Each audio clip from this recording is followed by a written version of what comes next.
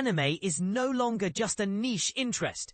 It's breaking barriers and reshaping mainstream entertainment in ways we never fully anticipated. Demon Slayer, Kimetsu no Yaiba Infinity Castle, the latest film in the wildly popular Japanese anime series, has just shattered a monumental box office record, cementing anime's place at the forefront of global cinema. This movie has now claimed the title of the highest-grossing anime film ever, surpassing the previous record holder, 2020's Demon Slayer, Kimetsu no Yaiba Mugen Train. Infinity Castle dominated the domestic box office for a second consecutive weekend, pulling in $17.3 million. While this figure represents a steep 75% drop from its staggering $70.6 million opening weekend, it was still enough to keep it at number one. But here's where it gets controversial. The film's hold on the top spot was partly due to the underperformance of other anticipated releases. Jordan Peele's Him fell short of expectations, earning only $13.5 million in North America, and A Big, Bold, Beautiful Journey brought in a modest $3.5 million. Despite this, the true story is that Infinity Castle continues to be a blockbuster hit worldwide. Globally, the movie has raked in an additional $44.5 million outside the US, pushing its total earnings to an impressive $555 million. This figure comfortably eclipses Mugen Train, which made $506 million during 2020 and 2021, a period heavily impacted by the pandemic and a challenging time for Hollywood overall.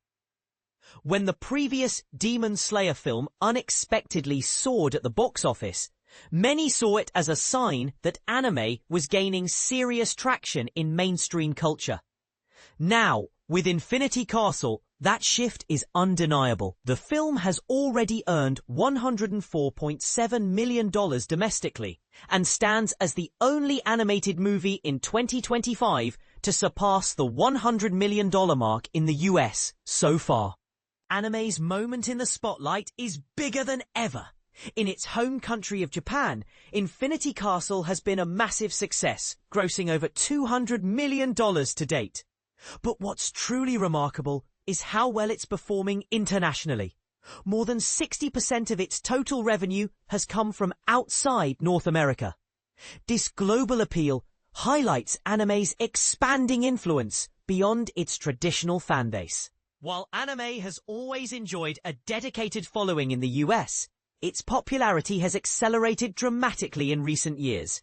For context, 2001's Spirited Away remains one of the highest-grossing anime films worldwide, with $395 million in earnings. However, the top three highest-grossing anime movies have all been released within the last decade, including 2016's Your Name, which earned $405 million. Other signs of anime's rising prominence include the unexpected success of The Boy and the Heron, which topped the US box office in 2020. These films may not yet rival the massive audiences of Marvel blockbusters, but their growth is undeniable and steady. Hollywood can no longer dismiss anime as a niche or a fleeting trend.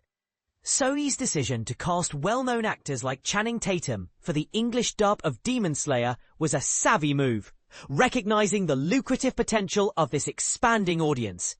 When anime fans are given quality adaptations and star power, they show up in droves, and the fan base keeps growing year after year. At a time when the movie theater industry faces uncertainty and fluctuating attendance, anime's rise is a welcome development.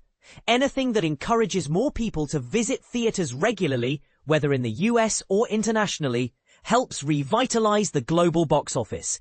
Anime's surge is a clear sign that the theatrical marketplace is evolving. And right now, it feels like there are no limits to how far this genre can go.